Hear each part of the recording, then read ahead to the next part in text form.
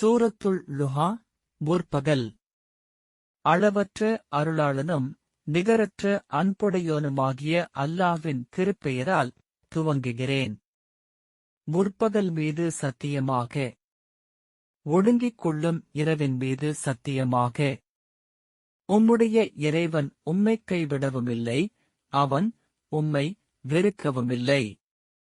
மேலும் பிந்தியது, மறுமை, முந்தியதை, இம்மையை விட உமக்கு மேலானதாகும்.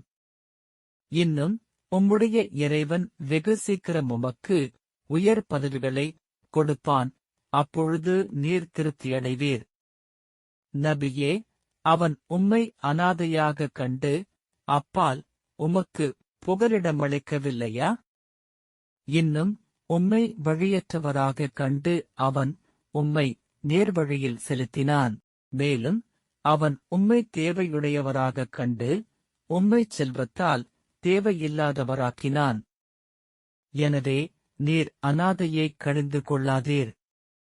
யாசிப்போரை விரட்டாதீர். மேலும் உம்முடைய இறைவனின் அருட்கொடையைப் பற்றி பிறருக்கு அறிவித்துக் கொண்டிருப்பீராக.